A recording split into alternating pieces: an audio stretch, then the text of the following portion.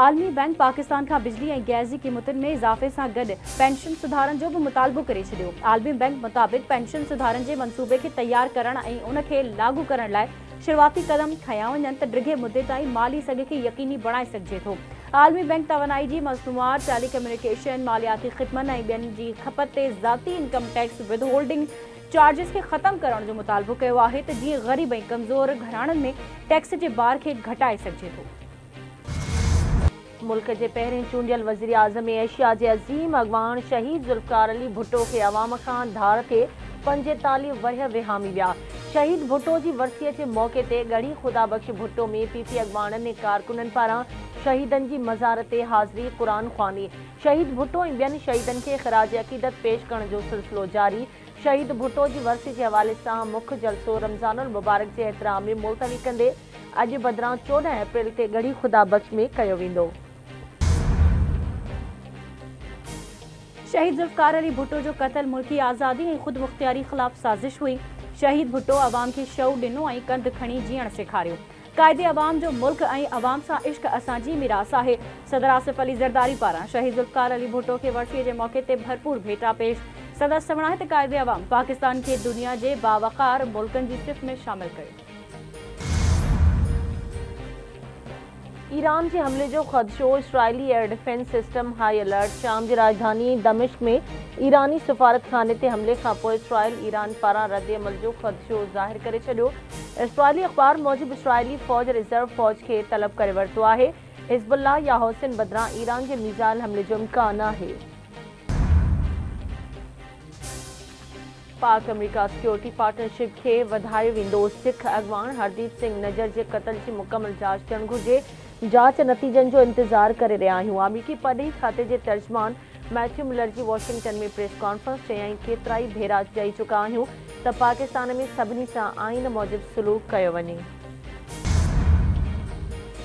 वज़ीर आज़म शहबाज शरीफ अफाकी काबीना जो इजलास अॼु तलब करे वरितो। 6 नुकाती एजेंडा जारी। काबीना नए सदर की मुक़ररी और कौमी असम्बली में पेश करण लाइ इकनॉमिक पॉलिसी स्टेटमेंट की मंजूरी दी। इस्लामाबाद हाई कोर्ट जे 8 जजिस खां पोइ चीफ जस्टिस काज़ी फाइज़ी सां समेत सुप्रीम कोर्ट ऐं लाहौर हाई कोर्ट जे 4 जजिस के भी धमकियुनि वारा ख़त मौसूल। DIG इस्लामाबाद जजन के धमकी वारा ख़त मिलण की तस्दीक करे छॾी। जस्टिस अतर बिन अल्लाह, जस्टिस जमाल मंदोखेल और जस्टिस अमीनुद्दीन के धमकी वारा ख़त मिलिया। लाहौर हाई कोर्ट के रजिस्ट्रार ऑफिस भी 4 जजिस के धमकी वारा ख़त मिलण की तस्दीक करे छॾी। रजिस्ट्रार ऑफिस मूजिब जस्टिस शुजात अली खान, जस्टिस शाहिद बिलाल हसन, जस्टिस आबिद अज़ीज़ और जस्टिस आलिया नीलम के नाले उमाणिया विया।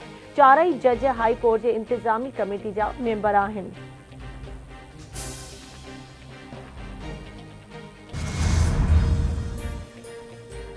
चीफ जस्टिस समेत सुप्रीम कोर्ट के जजन के धमकियन वारे ख़त मिलण वारे मामले जो इस्लामाबाद की CTD थाने ते केस दाखिल। सुप्रीम कोर्ट के R&I ब्रांच के इंचार्ज की फरियाद ते दाखिल FIR में दहशतगर्दी जा कलम भी शामिल। इस्लामाबाद हाई कोर्ट के 6 जजिस के ख़त वारे मामले ते पाण मुराद नोटिस की सुप्रीम कोर्ट में ॿुधणी। चीफ जस्टिस काज़ी फाइज़ी सां रिमार्क्स न आहिनि त अदलिया की आज़ादी ते कंहिं क़िस्म जो हमलो थींदो त सभ खां पहिरियां मां ऐं मुंहिंजा साथी बीठा हूंदा।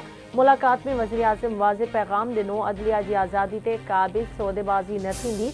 असां दॿा में न ईंदासीं। जॾहिं खां चीफ जस्टिस थियो आहियां मूं वटि कम में मुदाख़लत की हिक भी शिकायत न आई आहे। इस्लामाबाद हाई कोर्ट के जजिस के ख़त जा मुख़्तलिफ़ रुख आहिनि। आइन में असां वटि कमीशन जोड़न जो अख्तियार न आहे।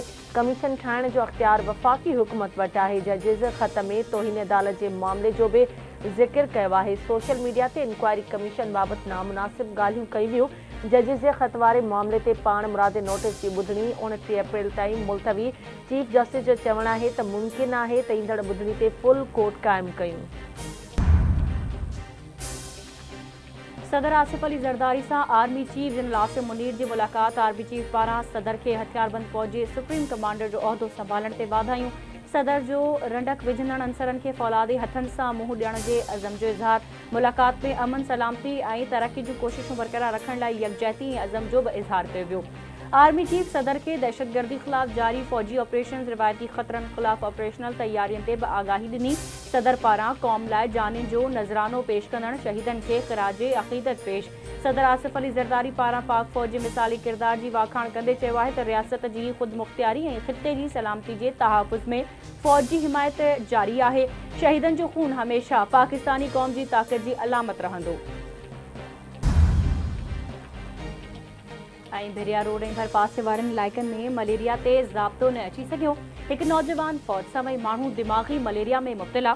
सेहत खाते पारा मच्छर मार स्प्रे न करायो वियो। ॻोठ लाल बख्श कीरियो वासी नौजवान समीउल्ला कीरियो दिमागी मलेरिया विघे फौत थी वियो।